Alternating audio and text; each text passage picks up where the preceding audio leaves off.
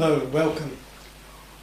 This is another talk on the mastery of luck, and I'm basically giving you a toolkit, and in the toolkit there's various strategies for handling different types of problems that can come up. And so far, one of the main ones we talked about so far was overrun. And overrun can be a little dramatic. I mean, the example I gave of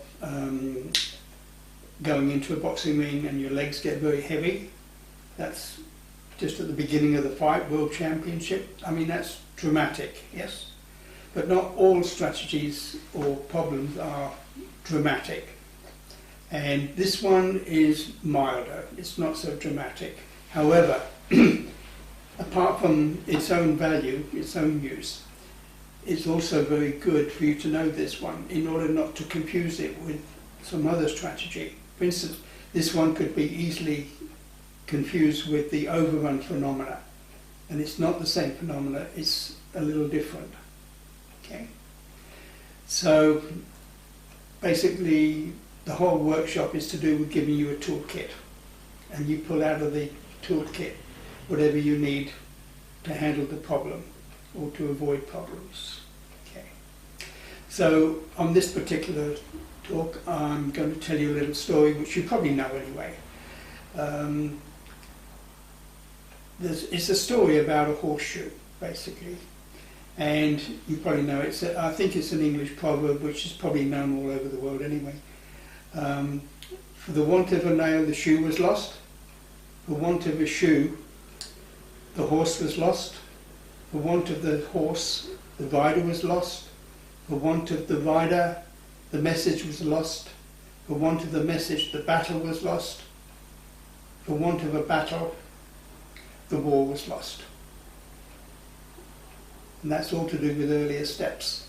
And earlier steps can be easily overlooked because sometimes on their own they seem a little small, not particularly dramatic or important, and yet they can be crucial.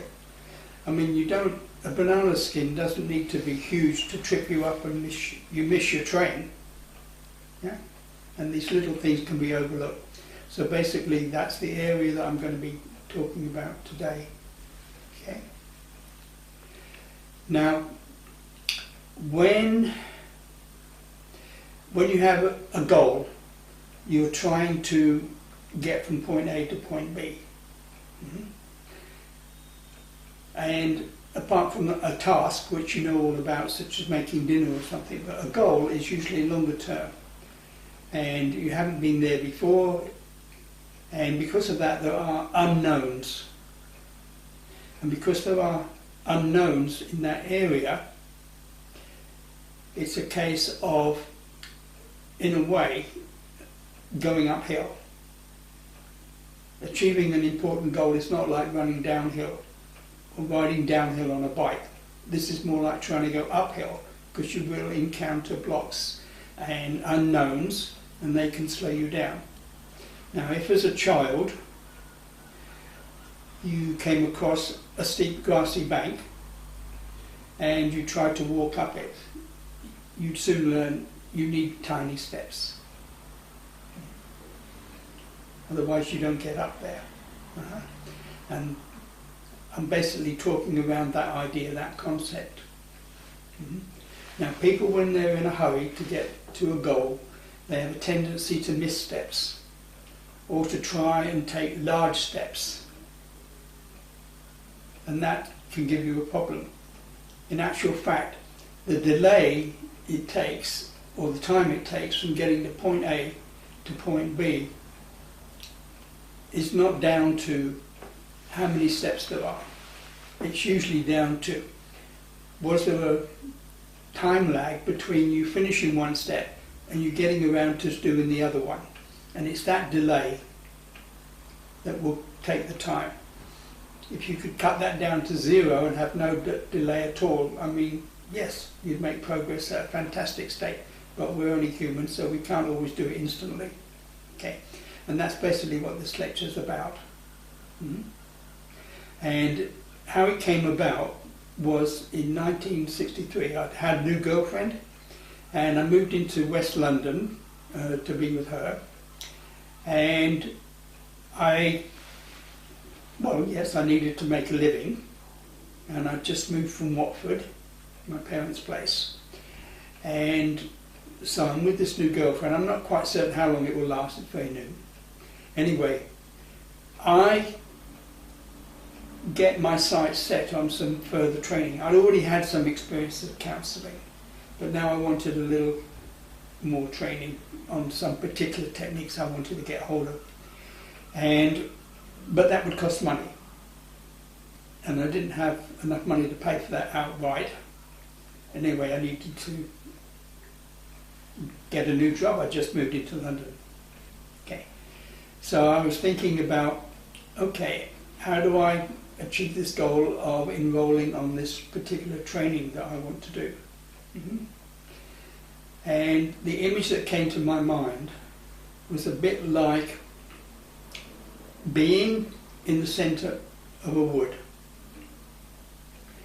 and I want to get to the nearest town, and I can just about see the spire of where that town is, but the question is, this is a thick wood, which direction do I set off in? And I've got maybe half a dozen paths going off from this clearing that I'm in. Which one will take me to where I want to go? Because it could be windy, so who knows which one it is. So in my imagery, I thought, well, ideally I could climb a little hill or climb the top of a tree and look over the top, and I can see the road that comes out of the city gates and follow it all the way back and find out which one comes into the clearing where I am. So then I thought, oh yes, this is all to do with working it out backwards. So what I did then, I got a piece of paper and I wrote down on the top of the paper, enroll on this training course. Then I thought to myself, okay, which is the next earlier step to that? Now, by working it backwards, it solved me the problem that was at first coming to mind, which was when I looked at the paths, which ones do I take? And there were a few options. There was a friend of mine, Vic, and he worked nights at the post office. That was when it was not privatised. And it gave him plenty of time for his job during the day. He suggested to me, well, you could take a job here and that would give you plenty of time to build up counselling or whatever else you want to do. And I said, okay, send me any information you have on the job or any questions they've asked me on an interview, which he did. So I've got, well, I can look at that. Another option I had was there was a girl I'd met, and she was travelling around the world, and she'd run short of money. She'd come from America. She was going to go back to America to earn more money to travel around the globe. It was in the days when jobs were easy. I'm talking about 1964, when jobs were higher paid in relationship to housing costs and everything else. So I thought, well, maybe I can earn more money abroad. And in those days you could go to Australia for £10. They were trying to get people to go there. Obviously they're short of people, they must be short of people to do work. Maybe I could go over there, earn some money quickly and then come back. But maybe that's uncertain. And also I've got this new girlfriend which might be lasting, so I wasn't too keen on that alternative. Could get a job, any job, and then save up money and then get this extra training. And going back to my parents' house where costs would be cheaper, yeah, I'd say faster, but then I want to be with the girlfriend. So I have all these alternatives. Which one do I take? So this is why I'm working it all backwards in my mind with this imagery. And so I've written down, enroll on this training course. Underneath, I put, I want the answer that feels right. And it isn't necessarily logic when you do this. And it doesn't necessarily suit another person. Their path may be different than yours. So I'm looking to find out, okay, what seems to, for me, seem to be the correct step. Pay for it. That's what I thought. And immediately I said that, one of these paths that was an option disappeared. And that was the path, there was a path. I knew I could sign a 2-year contract with a counselling group and they would send me free.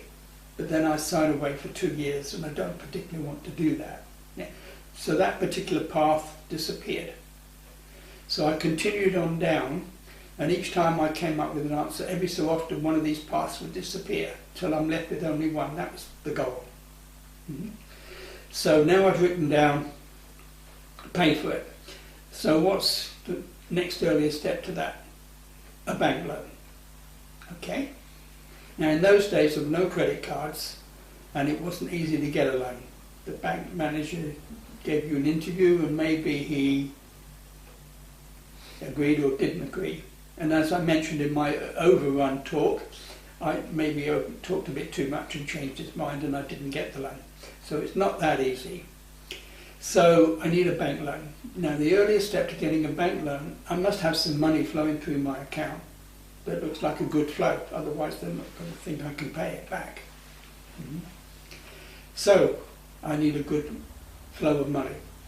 What's the earliest step to that? Well, the only way I'll get that flow of money is self-employed.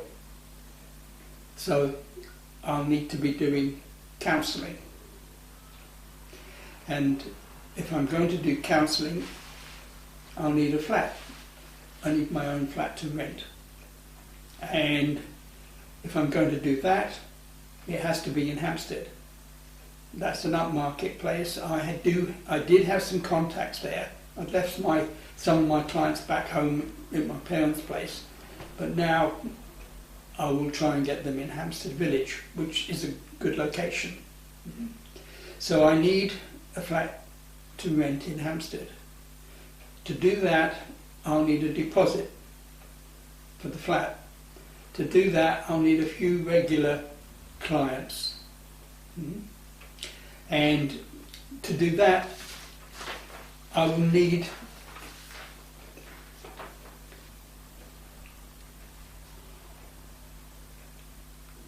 I felt I will need a suit.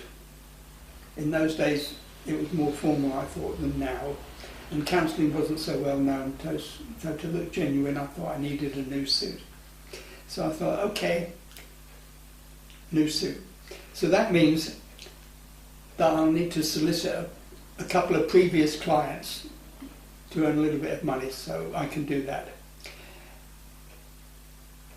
And then I need, earlier than that, I need to put a deposit on the suit. Mm-hmm. And in those days I was used to designing my own suits. Mm-hmm.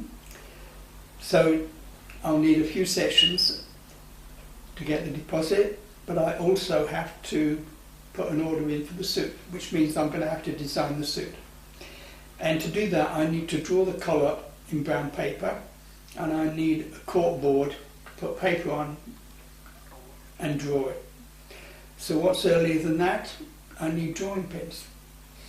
Now, when it came back to a packet of drawing pins, I was a bit surprised. I've been looking at all this important stuff, immigrating, all sorts of things, and it turns out the actual next step that I need to take that is blocking my progress, I'm not going out buying a packet of drawing pins because it seems so small. My attention's on all these major stuff. Yeah. So it's a little bit of a shock, and I realised no. So I went straight out and I bought a packet of drawing pins straight away. And after that things started to move. Before that they weren't moving. What you get if you miss an earlier step is a stall. Like your car, it's stalled, it's not going anywhere, you're spinning your wheels. Mm-hmm. It's not the same as an overrun. An overrun, when you try and push forward, the effort you're putting out kicks back on you. And your muscles go weak, or your tension flags, or whatever. Yeah, all the events don't work for you. right? So you do come across opposition. With a stall, no, it's just nothing's happening. And so the moment I got the drawing pins and I did it, as it happened, not long afterwards, somebody phoned and asked for a session. So I'm on my way, and before long I was moving up the chart, up this list that I'd made. Now it might be that later on, near the top of the chart, I alter it slightly, having got closer to it. I can see what I want to do. As it happened, I did that. That training course I wanted, I actually picked another one instead at the time. It doesn't matter too much if the higher steps on the list aren't perfectly accurate, as long as they still enable you to work backwards. The crucial one that has to be accurate is your very next step. The others don't matter so much, yeah. It's that very next step, that's the one that's blocking you, that's the one that you can easily overlook. Yeah. And I did that, and before long I was in Hampstead, and yeah, I was giving sessions and I did training, everything worked out fine. And I realised, wow, this is interesting.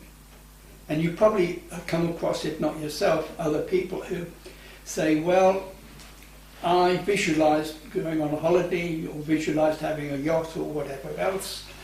Nothing ever happened, and after a while I forgot about it. And now, months, weeks, years later, it suddenly occurred. Why is that? Well, it's important to know why, because it's held you up for maybe a year or two, who knows? So, the reason is there was an earlier step that was blocking. It was blocking your visualization from working, it was blocking your intention. And it's this tiny little step. So it's important. It's not dramatic, like I said, but it can block you. Yeah. And that's why it's important. So it's not dramatic, but it's important. Now what you can do, in order to get into the practice of doing this, you can do some dummy runs. You can write down a goal, not too small like cooking dinner, but not long term either, relatively short, maybe a week or two. And you write down the goal and then you work it backwards. This is just practice, really. Now, you can, I mean, to some extent you might be using it anyway. For instance, if you're going to visit somebody and it's complicated to get there, you've got a bus, a train, maybe a taxi ride, whatever, and you know what time you need to be there, so you work it out backwards, how long each one takes till you get back to the time when you should leave home.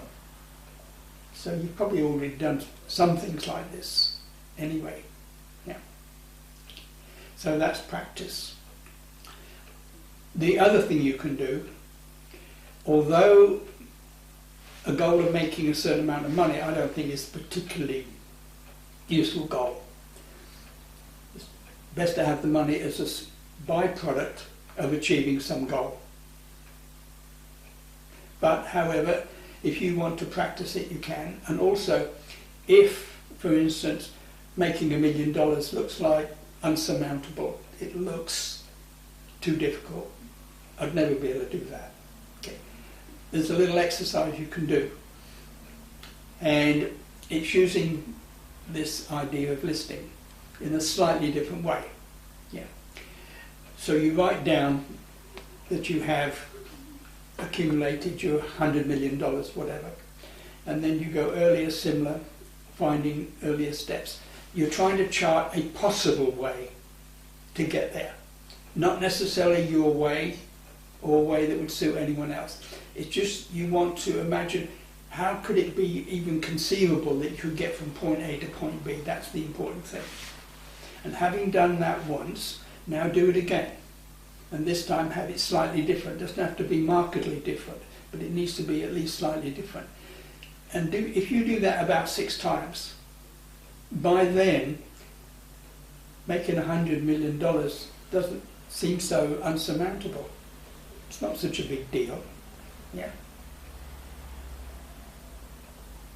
You've probably heard people who made $1 million, then made a second million, and they said the second million was easier than the first. Mm-hmm. It's all to do with getting familiar with that idea. Mm-hmm. So that's a useful exercise to do as well. Okay. So, I hope you have some fun with it. You can work it out. You can talk to other people about it. Remember, it doesn't have to be logical. It has to feel right. Mm-hmm. And that may be totally different for you. Your karma, your destiny, your intuition, whatever else, may be different than another person, and therefore the particular path that they would take wouldn't suit you. You have your own path. And that's what you need to find out. So, I wish you success with that. Thank you.